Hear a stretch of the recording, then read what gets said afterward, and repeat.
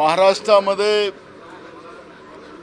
विदर्भ असेल, पश्चिम महाराष्ट्र असेल, कोकण असेल, मराठवाड्याचा काही भाग असेल, या भागामध्ये आभाळच फाटलेला आहे आणि अशा परिस्थितीमध्ये सगळं पावसाचं थैमान, शेतकऱ्यांचं मोठ्या प्रमाणात त्या ठिकाणी नुकसान झालेलं आहे।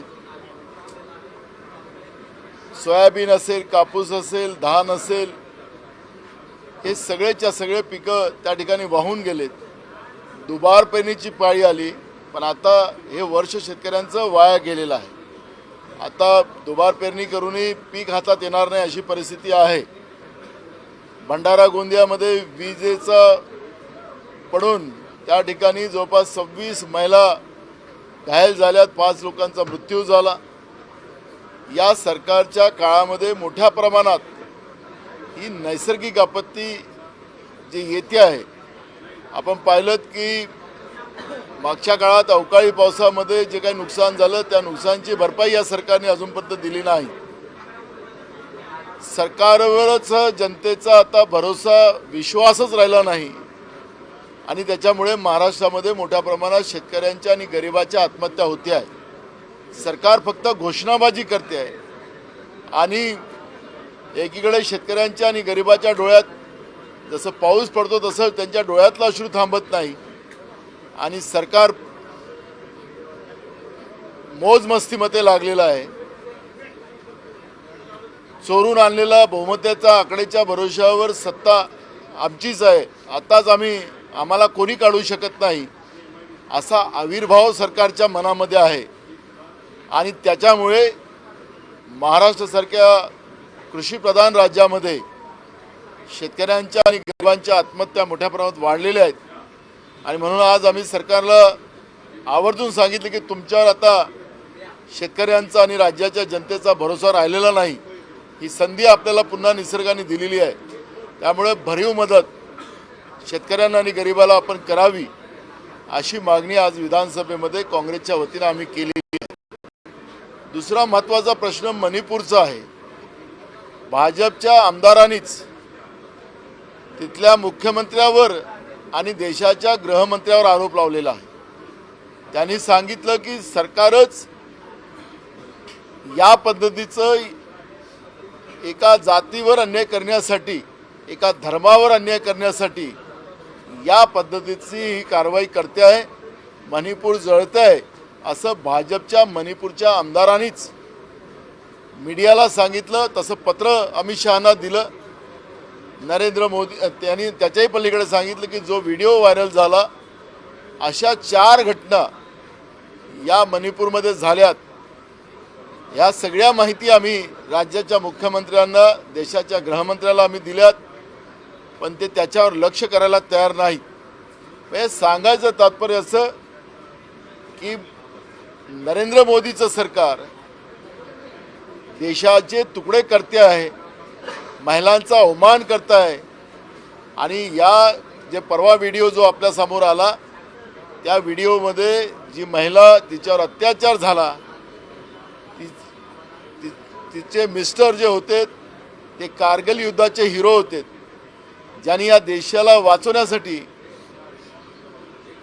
आपल्या जीवाची पर्वा न करता कारगिलचं युद्ध जिंकलं, त्याच्यातले ते हिरो होते आणि त्यांच्या भावना पण आपण ऐकल्यात की मी भारत मातेला वाचवू शकलो पण माझ्याच बायकोची इज्जत मी वाचवू शकलो नाही।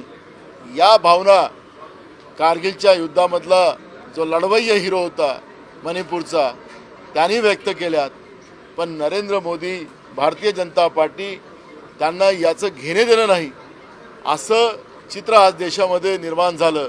राज्यात असो की देशात असो, या भाजपच्या राज्यामध्ये या लोकशाहीचा गळा घोटणं, राज्याला काळोखात, देशाला काळोखात आणणं हे पाप भाजप ठरवून करते आहे। अशा पद्धतीची स्थिती आज देशात आणि राज्यात निर्माण झालेली आहे।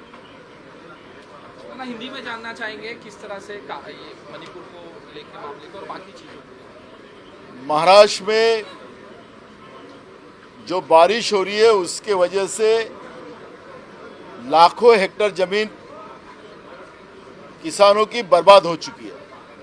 आज विधानसभा में कांग्रेस की तरफ से हमने प्रश्न उठाया कि जो धूपकाले में अवकाली बारिश गिरी थी उसमें किसानों की फसल पूरी बर्बाद हो गई और बजट अधिवेशन में सरकार ने घोषणा की थी कि हम किसानों को भरपूर मदद करेंगे, लेकिन अभी तक किसानों को मदद की गई नहीं, गरीबों को मदद की गई नहीं। और अभी जो बारिश की वजह से पूरी फसल तहस नहस हुई, किसानों के आंखों के आंसू, गरीबों के आंखों के आंसू रुक नहीं रहे। ये सरकार के ऊपर का भरोसा किसानों का, गरीबों का, राज्य के जनता का उड़ गया है और ऐसे समय में आत्महत्या के प्रमाण बढ़ते जा रहे हैं। कांग्रेस की ओर से आज विधानसभा में हमने सरकार को खड़े बोल सुनाया और उनको समझाया कि ये मौका आपको और किसानों न्याय देने का आपको नेचर ने दिया है और आप अब घोषणाबाज सरकार हो, यह परिचय अब पूरे राज्य की जनता को हुआ है और ये मौका आप खो मत, किसानों को और गरीबों को भरपूर मदद करो। ये मांग कांग्रेस के तरफ से हमने की। मणिपुर की घटना में अभी भी मणिपुर जल रहा है। बीजेपी के मणिपुर के आमदार ने, विधायक ने खत राज्य के मुख्यमंत्री को लिखा, देश के गृह मंत्री को लिखा कि जो घटना का वीडियो अपन वायरल हुआ है उस वैसी घटना 4 घटना वहां पर हुई है। क्या नरेंद्र मोदी की सरकार, क्योंकि संसद में सिर्फ 35 सेकंड देश के प्रधानमंत्री मणिपुर के घटना पे बात करते हैं और बाहर में सभा में घंटों से बोलते हैं, मन की बात घंटों से बताते हैं, क्या जनभावनाओं को बात करने के लिए और संसद में बात करने के लिए देश के प्रधानमंत्री को समय नहीं है?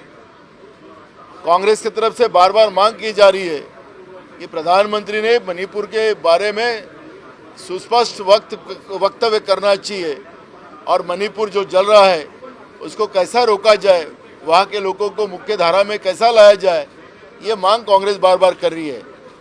लेकिन बीजेपी के आमदार ने जिस तरह से वहाँ के मुख्यमंत्री की ओर और गृह मंत्री अमित शाह के ऊपर जो एलिगेशन लगाया है, भाजपा के विधायक अगर गृह मंत्री और वहाँ के मणिपुर के मुख्यमंत्री के ऊपर एलिगेशन लगा रहे तो बीजेपी ही ये घटना को हवा पानी दे रही है, आग डाल रही है। ये स्पष्ट होता है। क्या भाजपा को देश को जलाने को, क्या इसीलिए देश की जनता ने उनको सत्ता दी है? क्या एक एक राज्य को इस तरह बर्बाद करने के लिए दी है? ये प्रश्न अब खड़ा हुआ है और देश के प्रधानमंत्री संसद में इस बारे में जवाब देने को तैयार नहीं है। इसका मतलब है कि बीजेपी ही सत्ता के आधार पर देश की संवैधानिक व्यवस्था को और देश में देश की जनता को बर्बाद करने पे तुली है। ये अब स्पष्ट हो चुका है। निधी वाटपावरून आपण पाहतोय की समान निधी वाटप झाल्याचं सत्ताधाऱ्यांकडून बोललं जाते, परंतु अजूनही निधी व्यवस्थित वाटप केला गेलेला नाही। देखो, ये प्रश्न असा आहे की राज्याचं सरकार, मग मुख्यमंत्री असो उपमुख्यमंत्री असो, दोन ते बाहेर आणि विधानसभेत खोटं बोलताना आपण पाहतोय। जे पुरवणी बजेट राज्य सरकारने 42,000 कोटीचा मांडला, त्या 42,000 कोटीच्या बजेटमध्येच हे सगळे कामं आलेली आहेत। मग ही सगळी कामं त्या पुस्तकात आलेली आहेत, तर समान वाटप झालेलंच नाही, त्या पुस्तकात स्पष्ट होतं। हे सभागृहामध्ये खोटं बोलायचं नसतं, जे आहे ते वास्तविक मांडायचं असतं। पण भाजप प्रणित जे सरकार महाराष्ट्रामध्ये आहे हे राज्याच्या जनतेवर अन्याय करते आहे। खरं तर मागच्या काळातही ज्या पद्धतीनं या सरकारने आपल्या भागात पैसे, ज्यांच्या आमदारांच्या भागात पैसे नेलेत, या पैशांनी कामं झालीत का ही तपासण्याची गरज आहे। परस्पर पैसे उचलण्याचं काम त्यांच्या भागातले आमदार करतात आहेत असा आरोप भाजपचेच आमदार प्रशांत बमनी मागच्या काळात केलेला होता आणि म्हणून आज आता पुरवणी मागणीवर चर्चा सुरू झालेली आहे। विधानसभेत आम्ही हे सगळे मुद्दे उपस्थित करू। सरकारने खोटं बोलू नये, समान वाटप केलं पाहिजे आणि समान वाटपामध्ये सरकारने स्पष्टता मांडली पाहिजे की जे काही कुठले काँग्रेसच्या आमदारांचे मतदारसंघ असतील आणि उद्धव ठाकरे साहेबांच्या गटातले जे आमदार असतील त्यांच्या मतदारसंघात कुठं पैसे दिलेत आणि किती प्रमाणात दिलेत त्याचं स्पष्टता सरकारने विधानसभेत करावं अशी मागणी काँग्रेसच्या वतीने केली जाईल. निधि को लेकर क्या मांग करेंगे आप बाकायदा, क्योंकि दोनों देखो, सरकार झूठ बोलती है, बाहर भी बोलती है और सदन में भी बोलती है. आखिरी जो 42,000 करोड़ की पुरानी मांगनी सरकार ने रखी है, राज्य का दिवाला निकला हुआ है और दिवाला निकलने के वजह से ही ये जो बड़े पैमाने में 42,000 करोड़ की अगर डिमांड सरकार रखती है तो इसका मतलब है कि सरकार ये बर्बाद हो चुकी है, ये सरकार का दिवाला निकला हुआ है. इसलिए बार बार हर सेशन में वो पैसे की डिमांड करते हैं और इतने बड़े पैमाने में वो पैसा निकालते हैं. जो किताब आई है उसमें आपने देखा होगा कि कल उनके इसमें राष्ट्रवादी गई, राष्ट्रवादी के एमएलए को पैसा दिया गया, बीजेपी के एमएलए को पैसा दिया है, एकनाथ शिंदे के एमएलए को जो पैसा दिया है, लेकिन कांग्रेस और उद्धव ठाकरे जी के एमएलए को पैसा दिया नहीं है. ये स्पष्ट वो किताब में अपने को देखने मिलता है. लेकिन सरकार झूठ बोलती है, झूठ के और कुछ नहीं बोलती. यही और ये जनतंत्र का मंदिर है और जनतंत्र के मंदिर में भी सरकार अगर झूठ घोषणा करती है, बोलती है, तो ये सरकार के ऊपर राज्य के जनता का भरोसा नहीं रहेगा. ज्ञान का मामले में हम देख रहे हैं कि ऐसा है कि एक टीम आज पहुंची थी 42 करोड़ की खुदाई करने वाली थी, सर्वेक्षण करने वाली थी, लेकिन सुप्रीम कोर्ट ने उस पर 26 जुलाई तक रोक लगा दी है. साथियों ने कहा कि इस पूरे मामले में वाराणसी कोर्ट का हाईकोर्ट में जा सकते हैं.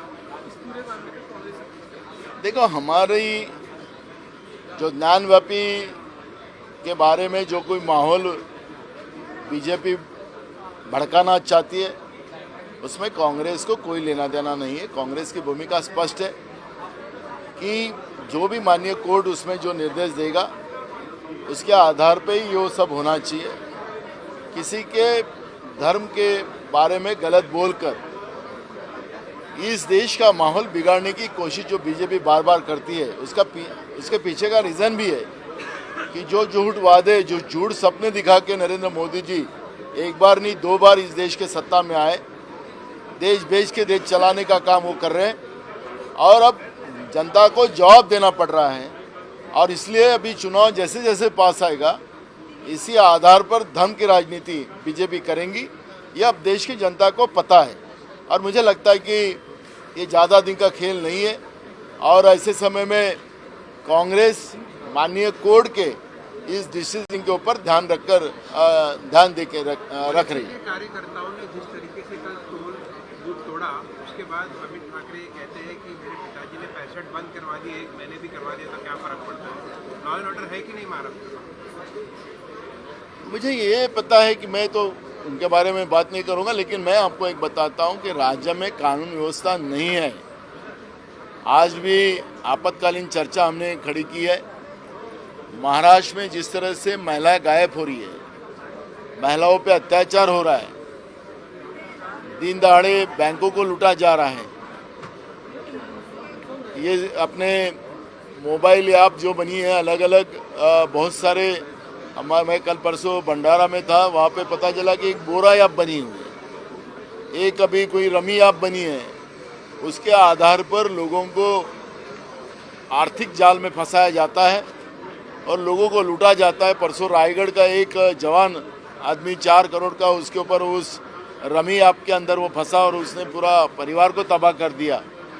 तो ये इस तरह से अलग अलग तरीके से महाराष्ट्र में कानून व्यवस्था बिगाड़ने का काम, कभी धर्म के आधार पर जो औरंगाबाद हुई तो कम से कम 20 घटना महाराष्ट्र में की गई, लेकिन सरकार ऑल इज वेल इस तरह का बर्ताव जो कर रही है, महाराष्ट्र में कानून व्यवस्था बराबर नहीं है और इसलिए लोग कानून हाथ में लेते हुए देखा गया है और वो कल की जो घटना हुई है उसका ही आधार है. ठीक है.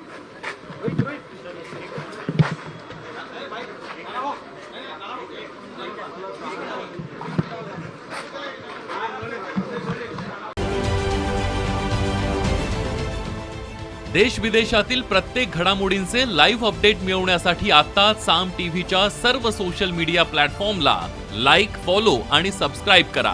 तसंच सर्व नोटिफिकेशनसाठी बेल आयकॉन प्रेस करायला विसरू नका.